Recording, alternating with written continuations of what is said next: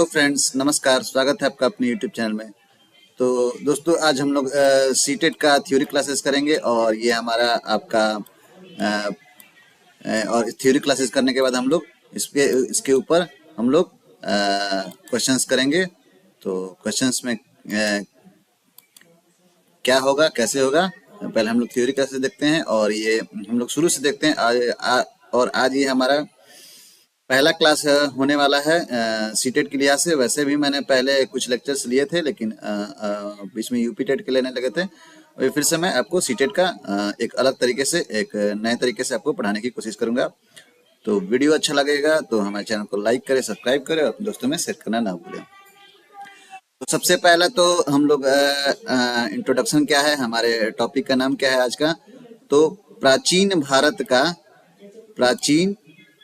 भारत का इतिहास, यानी कि an interactive journey into ancient civilisation.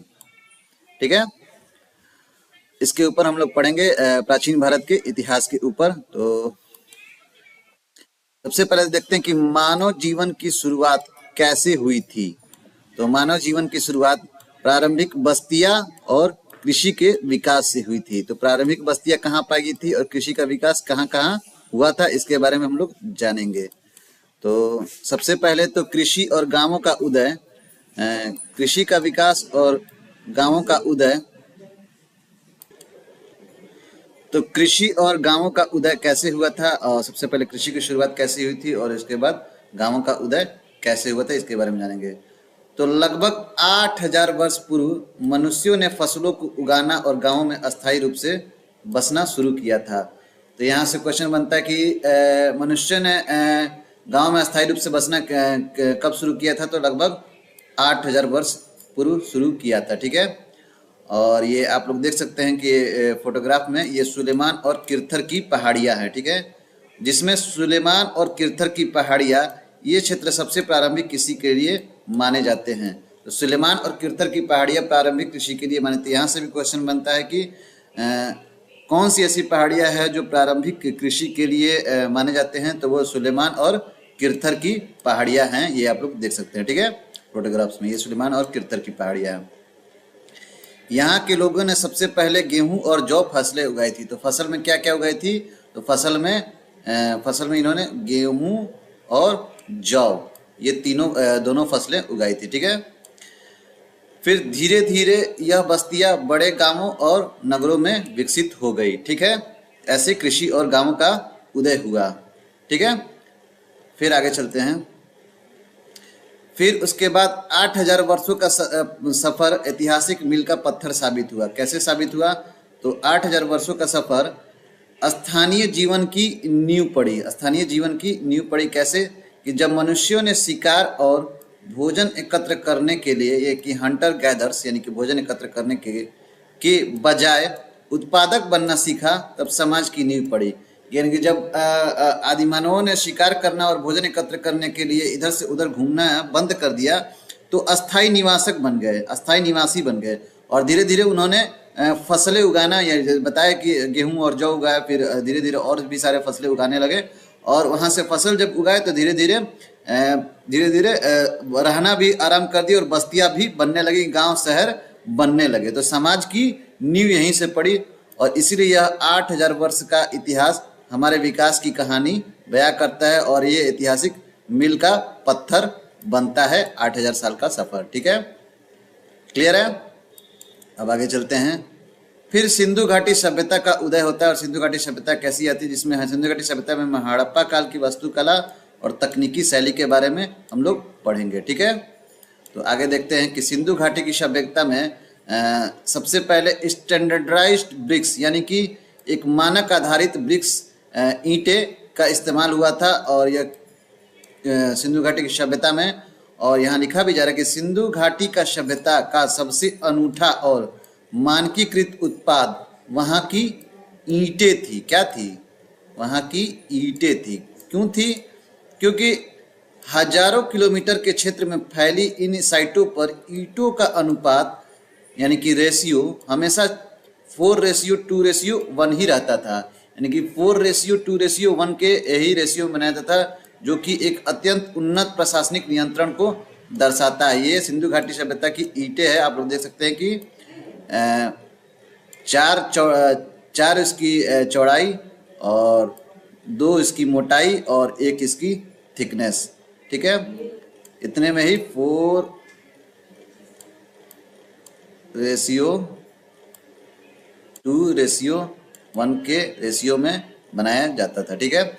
जरा मैं सही से लिख नहीं पा रहा हूँ तो आप लोग बस इसको समझिए। यहाँ पे देखिए भी 4:2:1। तो ये यहाँ से क्वेश्चन बनता है कि सिंधु घाटी सभ्यता की ईंटों की अनुपात क्या था, कितना था। तो 4:2:1 था, यानी कि 4 संबंधे 2 संबंधे 1 का अनुपात था, ठीक है। अब आगे चलते हैं।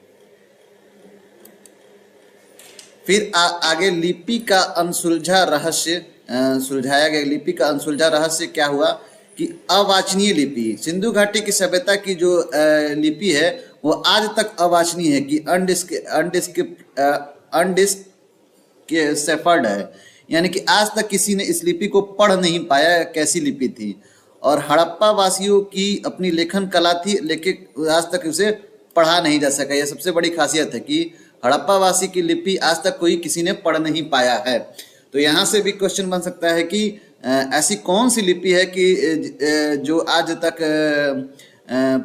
तक किसी ने पढ़ नहीं पाया। तो हड़प्पा वासियों की जो लिपि थी वो आज तक किसी ने पढ़ नहीं पाया। फिर यह लिपि मुख्य रूप से मोहरों यानी कि सील्स पर पाई गई, मोहरों पर बनाई गई थी। और यह चित्रात्मक यानी कि पिक्टोग्राफिक प्रकृति की है। ये देखिए आप लोग चित्र में देख सकते हैं। तो चित्रात्मक प्रकृति की इन लोग की लिपि थी, यानी कि लिखावट थी। इसे न ही, यहाँ पे ऊपर कर देता हूँ, कि इसे न पढ़ पाना ही सिंधु सभ्यता के कई रहस्यों को बरकरार रखता है अभी तक, ठीक है। इसे कोई पढ़ नहीं पाया तो इसीलिए इस सभ्यता के रहस्य को बरकरार रखता है, ठीक है। फिर आगे है तो महत्वपूर्ण पुरातात्विक स्थल के बारे में हम लोग जानें कि महत्वपूर्ण पुरातात्विक स्थल उस टाइम के सिंधु सभ्यता के कौन कौन से थे। तो यहाँ पे स्थल का नाम दिया हुआ है, यहाँ पे श्रेणी यानी क्लासिफिकेशन दी है और मुख्य विशेषता दी हुई है। तो सबसे महत्वपूर्ण स्थल है मेहरगढ़। तो मेहरगढ़ नवपाषाणिक स्थल है, नियोलिथिक स्तर श्रेणी है। और नवपाषाण काल में मेहरगढ़ की खोज हुई थी। नवपाषाण काल की ये है ही मेहरगढ़। और यहाँ पर क्या मिला था, तो सबसे पुराने कृषि के प्रमाण यानी कि प्री हड़प्पन प्रमाण, पुराने कृषि के प्रमाण मिले थे। वो कहाँ से मिले थे, तो मेहरगढ़ से मिले थे, ठीक है। फिर राखीगढ़ी, तो राखीगढ़ी ये हड़प्पा काल का है। और यहाँ पर सबसे बड़े नगरों में से एक मिले थे। सबसे बड़े नगर कहाँ मिले थे, तो राखीगढ़ी में से। फिर नेक्स्ट है सोतका को। तो सोतका को भी हड़प्पा सिविलाइजेशन से रिलेटेड है। और यह यहाँ पे समुद्री तटीय व्यापार केंद्र मिले थे। समुद्र के तट पे व्यापार के केंद्र यानी कि बंदरगाह सोतका को में मिले थे, ठीक है। और यहाँ पे मगरमच्छ हो गया है, तो मगरमच्छ नहीं होगा, मगध होगा, ठीक है। मगध, मैं इसको काट देता हूँ। मगध यहाँ पे इंग्लिश में सही लिखा है और हिंदी में गलत हो गया है। तो मगध नहीं लिखा पा रहा है, ठीक है। फिर भी मैं मतलब इंग्लिश में आप लोग देख लीजिए। तो मगध महाजनपद क्या था, तो मगध महाजनपद क्या था, तो मगध महाजनपद प्राचीन भारत का शक्तिशाली राज्य था। मगध जो महाजनपद में सबसे शक्तिशाली राज्य क्या था, मगध था, ठीक है। ये यहाँ ये सब भी क्वेश्चन बनते हैं आपको। फिर उसके बाद हम लोग आगे देख सकते हैं कि वैदिक सभ्यता और समाज उस टाइम कैसा था। तो ऋग्वेद के अनुसार सामाजिक इकाइयाँ और जन क्या थी। तो ऋग्वेद के अनुसार वैदिक सामाजिक इकाइयाँ, जन मतलब होता था लोग। जन, वेदों में समुदाय के लिए जन शब्द का प्रयोग किया गया है। जैसे पुरु और यदु, समुदायों के लिए जन का प्रयोग किया गया है। जैसे पुरुजन, यदुजन, ठीक है। फिर भारत का समूह क्या हुआ, तो यह समूह उत्तर पश्चिम यानी कि नॉर्थ वेस्ट भारत में निवास करता था, जिनके नाम पर हमारा देश का नाम पड़ा भारत देश, ठीक है। नॉर्थ वेस्ट में रहने वाला समुदाय ही भारत का समूह कहलाया। फिर ऋग्वेद, तो ऋग्वेद यहाँ से एकदम ये वेरी इंपॉर्टेंट बनता है। यहाँ से आपका क्वेश्चंस बनता है। तो क्या बनता है कि लगभग 3500 वर्ष पूर्व रचित सबसे प्राचीन ग्रंथ जो इस समाज का वर्णन करता है वही ऋग्वेद कहलाता है। तो ऋग्वेद की रचना, यही ये क्वेश्चन बनता है कि ऋग्वेद की रचना कब हुई थी। तो ऋग्वेद की रचना लगभग 3500 साल पहले हुई थी। 3500 वर्ष पहले हुई थी ऋग्वेद की रचना। ठीक है, नेक्स्ट है कि शक्तिशाली राज्य और धर्म। तो शक्तिशाली राज्य और धर्म क्या था। तो मगध था शक्तिशाली राज्य सबसे उस टाइम, क्या था, मगध था।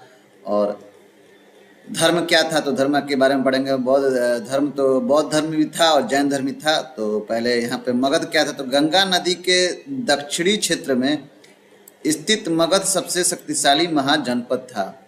जो गंगा नदी के साउथ में स्थित था वही सबसे शक्तिशाली महाजनपद था। ठीक है,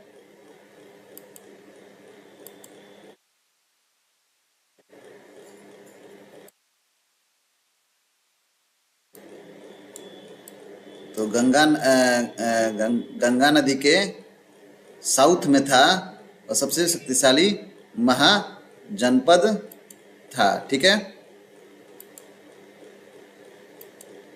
और बौद्ध धर्म के त्रिरत्न कौन कौन से थे। तो बौद्ध धर्म के त्रिरत्न बुद्ध, धम्म और संघ, यह तीनों त्रिरत्न थे। बुद्ध में मार्गदर्शक को दर्शाया गया, धर्म में शिक्षाएं दी गई और संघ भिक्षुओं का समूह ही संघ कहलाता था। ठीक है, क्लियर है। अब हम लोग आगे प्रश्नोत्तरी देखेंगे कि आगे क्वेश्चन आंसर इसके ऊपर क्या होता है और कैसे होता है, इसको हम लोग देखेंगे। ठीक है, और इमेज का सोर्स है, इमेज यहाँ से आपका लिया गया। तो हम लोग अब क्वेश्चंस देखेंगे और क्वेश्चंस बनते हैं इस चैप्टर के साथ। क्या बनते हैं, तो पहला प्रश्न है कि पुरातात्विक स्थलों की पहचान कीजिए। क्या है कि निम्न में से कौन सा स्थल हड़प्पा सभ्यता यानी कि इंडस वैली का हिस्सा नहीं है। नहीं है पूछ रहा है। ठीक है, तो नहीं पे बहुत ध्यान से देखना है, जल्दबाजी में है वाला मत लगा करा दिएगा। तो ऑप्शन है कि राखीगढ़ी या सोतका कुओं या मेहरगढ़ या धौलावीरा। तो कौन सा हड़प्पा सभ्यता का हिस्सा नहीं है, तो जो मेहरगढ़ है, मेहरगढ़ हड़प्पा सभ्यता का हिस्सा नहीं है। यह नवपाषाणिक स्थल है। क्या है, नियोलिथिक है, नवपाषाणिक है। ठीक है, नियोलिथिक है। ठीक है, और मेहरगढ़ कहाँ है, तो यह पाकिस्तान के अभी बलूचिस्तान प्रांत में स्थित है। ठीक है, और यहाँ पे खेती के शुरुआती प्रमाण भी यहीं पे मिले हैं। ठीक है, तो इस क्वेश्चन का सही जवाब हो जाएगा option number C is the right answer. Clear है। यहाँ पे आप एक्सप्लेनेशन भी देख सकते हैं कि सही उत्तर सी है। और सी कैसे है, तो मेहरगढ़ एक नवपाषाणिक यानी कि नियोलिथिक स्थल है जो कि हड़प्पा सभ्यता से भी प्राचीन है, यानी कि उससे भी पुराना है और यह बलूचिस्तान में स्थित है और खेती के शुरुआती प्रमाणों के लिए माना जाता है मेहरगढ़। अभी मैंने पढ़ाया भी था। ठीक है, तो ये आप लोग याद रखिए कि मेहरगढ़ एक नवपाषाणिक स्थल है और जो हड़प्पा सभ्यता से भी प्राचीन है और यह पाकिस्तान के बलूचिस्तान प्रांत में। नेक्स्ट क्वेश्चन है वैदिक शब्दावली से वह है कि ऋग्वेद में पुरु और यदु का उल्लेख किस रूप में किया जाता है। तो राष्ट्र के रूप में, जन के रूप में, राजन के रूप में या दस्यु के रूप में। तो ऋग्वेद में पुरु और यदु का किस चीज के रूप में उल्लेख किया जाता है। तो जन के रूप में, अभी मैंने पढ़ाया कि जन के रूप में पुरु और यदु का उल्लेख किया जाता है। ठीक है, इसका एक्सप्लेनेशन देख लेते हैं। तो इसका एक्सप्लेनेशन क्या होगा कि वैदिक काल में समुदाय या लोगों के समूह को जन या विष कहा जाता था और पुरु, जन, यदु, जन, भारत जन इसके प्रमुख उदाहरण हैं। ठीक है, तो लोगों के समूह को जन या विष कहा जाता था। ठीक है, नेक्स्ट है ऋग्वेद में वर्णित भारत लोगों का समूह कहाँ निवास करता था। तो दक्षिण भारत में या पूर्वी भारत में या उत्तर पश्चिम भारत में या मध्य भारत में। तो कहाँ निवास करता था, तो उत्तर पश्चिम भारत में, नॉर्थ ईस्ट भारत में निवास करता था। ठीक है, उत्तर पश्चिम भारत में। क्लियर है। उसका सही भी है, ईस्ट नहीं वेस्ट बोला, गलती से मुंह से निकल गया। नॉर्थ ईस्ट, उत्तर पश्चिम, नॉर्थ वेस्ट, उत्तर वेस्ट, उत्तर पश्चिम भारत में लोगों का निवास करता था। भारत के समूह के लोग उत्तर पश्चिम क्षेत्र में रहते थे। इन्हीं के नाम पर हमारे देश का नाम भारत पड़ा और ऋग्वेद में इनकी प्रशंसा से कई मंत्र मिले हैं। ठीक है, नेक्स्ट क्वेश्चन है प्रारंभिक कृषि के ऊपर है कि 8000 वर्ष पूर्व मनुष्यों ने सबसे पहले कहाँ फसलों को उगाना शुरू किया था? तो गंगा के मैदान में, या नर्मदा घाटी में, या सुलेमान तथा किरथर पहाड़िया में, या नीलगिरी पर्वत में। तो सबसे पहले फसलों को कहाँ उगाना शुरू किया गया था?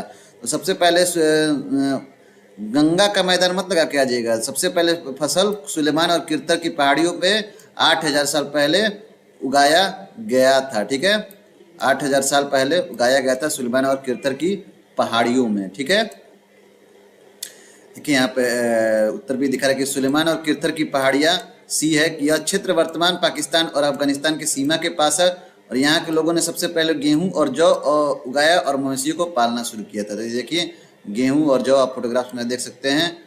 ये रहा, ये गेहूं है, ये जौ है, ये और भी सारे अनाज हैं, और मवेशियों को भी पालना यहीं के लोगों ने सबसे पहले शुरू किया था। और ये पाकिस्तान और अफगानिस्तान के सीमा के पास है, सुलेमान और किरथर की पहाड़ियाँ। क्लियर है? नेक्स्ट क्वेश्चन है कि हड़प्पा की तकनीक। तो सिंधु घाटी सभ्यता का सबसे मानकीकृत स्टैंडर्डाइज्ड उत्पाद क्या था? मृदभांड था, या ईंटें थी, या मोहरें थी, या मूर्तियां थी? तो सबसे स्टैंडर्डाइज्ड क्या था? तो ईंटें थी। ईंटें का रेशियो क्या था? 4:2:1 का रेशियो था। सबसे स्टैंडर्डाइज्ड यही थी। ठीक है, आगे एक्सप्लेनेशन में भी आप लोग देख सकते हैं। देखिए बताया भी गया है कि ईंटों का रेशियो निश्चित अनुपात में बनती थी, जो 4:2:1 की होती थी, और ये समानता पूरे सिंधु क्षेत्र में एक शहरी नियोजन कुशलता को दर्शाती है। तो सभी जगह एक समान ईंटें पाई जाने के कारण यह सभी पूरे सिंधु क्षेत्र की कुशलता को, शहरी नियोजन को दर्शाती है। ठीक है, और नेक्स्ट क्वेश्चन है कि सिंधु घाटी सभ्यता की लिपि स्क्रिप्ट के बारे में क्या सत्य है? यह संस्कृत की थी, यह ब्राह्मी लिपि थी, या यह अवाचनीय थी, यह पाली भाषा में है? तो सिंधु घाटी, अभी मैंने पढ़ा कि सिंधु घाटी की ही सभ्यता की लिपि जो थी, जो आज तक पढ़ी नहीं गई है, यह अवाचनीय थी। ठीक है, और ये कैसी थी? तो चित्रों और मुहरों के रूप में थी। ठीक है, बताया भी गया है कि सिंधु घाटी सभ्यता की लिपि अवाचनीय थी, और हड़प्पा वासियों की लिपि चित्रात्मक थी। लेकिन सिंधु घाटी की विद्वानों ने इसे पढ़ने की कोई कोशिश की है, लेकिन अभी तक इसका रहस्य सुलझा नहीं है, अवाचनीय थी। ठीक है, नेक्स्ट क्वेश्चन है, निम्न में से कौन सा बौद्ध धर्म के त्रिरत्नों में शामिल नहीं है? ऑप्शन है बुद्ध, धम्म, अहिंसा, या संघ। तो कौन सा शामिल नहीं है? नहीं है पूछ रहा है, ध्यान से देखिएगा, नहीं है पूछ रहा है। तो बौद्ध धर्म के त्रिरत्नों में कौन कौन से शामिल है? तो बुद्ध है ही, फिर से धम्म यानी यहाँ पे कि प्रचार प्रसार और बौद्ध धर्म का प्रचार प्रसार के लिए धम्म का त्रिरत्न है, और संघ माने कि भिक्षुओं और लोगों के समूह को संघ कहा गया है। अहिंसा जो है, अहिंसा आपका बौद्ध धर्म के त्रिरत्नों में नहीं है। ठीक है, तो यही क्वेश्चन, इसका सही जवाब हो जाएगा option number C is the right answer. देखिए यहाँ पे एक्सप्लेन भी किया गया कि बौद्ध धर्म में अहिंसा एक महत्वपूर्ण सिद्धांत है, लेकिन त्रिरत्न केवल बुद्ध, धम्म और संघ को ही कहा जाता है। अहिंसा एक महत्वपूर्ण सिद्धांत है, अहिंसा तो किसी भी धर्म में कहा गया, बौद्ध धर्म में, जैन धर्म की अहिंसा नहीं करना है। यहाँ तक कि महात्मा गांधी ने भी कहा है कि अहिंसा नहीं करना है, लेकिन त्रिरत्न में से नहीं है। ठीक है, यह बुद्ध का फोटोग्राफ। नेक्स्ट क्वेश्चन है,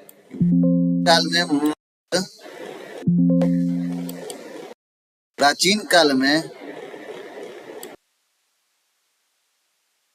काल में मगध साम्राज्य गंगा के किस दिशा में स्थित था? तो मगध साम्राज्य गंगा के किस दिशा में स्थित था? ऑप्शन है गंगा के उत्तरी क्षेत्र में, या गंगा के दक्षिणी क्षेत्र में, या हिमालय के तलहटी में, या सिंधु के पश्चिमी तट पर। तो मगध साम्राज्य तो सिंधु नदी के पश्चिमी तट पर तो नहीं था। ठीक है, हिमालय के भी तलहटी में नहीं था, हिमालय के तलहटी में दूसरे कोई राज्य है। गंगा के उत्तरी क्षेत्र में था, या गंगा के दक्षिणी क्षेत्र में था?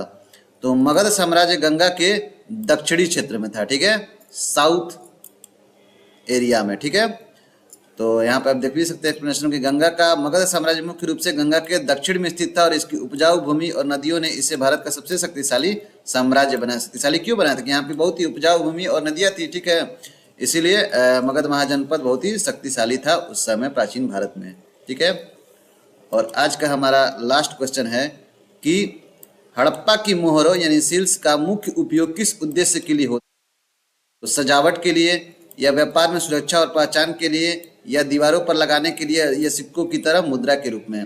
तो हड़प्पा की मोहर का उपयोग व्यापार में सुरक्षा और पहचान के लिए होता था। जब मुहर लगी होती थी तो एक बंदरगाह से दूसरे बंदरगाह या एक देश से दूसरे देश जब माल जाता था तो उस हड़प्पा की मोहरों से ही पहचान किया जाता था कि किस प्रकार की ये मतलब कि ऑथेंटिक सामान है कि नहीं है। इसी के लिए मुहर लगाया जाता था, जो आज भी लगाया जाता है। आज भी भारत सरकार मुहर और सील लगाती है। देखिए यहाँ पे एक्सप्लेनेशन में भी कहा जा रहा है कि व्यापार में सुरक्षा और पहचान के दूर भेजे जाने वाले सामान के थैलों पर मुहर लगाई जाती थी ताकि सामान के साथ छेड़छाड़ न हो सके और भेजने वाले की पहचान सुनिश्चित रहे। ठीक है, सामान के साथ छेड़छाड़ ना हो। आज भी सरकार लगाती है, मुहर लगाती है, सील लगाती है। तो जैसे चुनाव होता है तो ईवीएम मशीन में मुहरें लगाई जाती है। तो क्यों लगाई जाती है? कि ताकि कोई मुहर तोड़े नहीं, कोई उससे छेड़छाड़ करे नहीं, ताकि उसकी विश्वसनीयता और गोपनीयता बनी रहे, इसलिए। ठीक है, तो इस तरह ये हमारा चैप्टर खत्म होता है। तो, उम्मीद करता हूँ दोस्तों कि आपको वीडियो अच्छा लगा होगा, और वीडियो अच्छा लगा होगा तो हमारे चैनल को लाइक करें, सब्सक्राइब करें, और साथ ही साथ अपने दोस्तों में शेयर करना ना भूलें। तो मिलते हैं अगले वीडियो में, तब तक के लिए दोस्तों इजाज़त दीजिए। जय हिंद, जय भारत।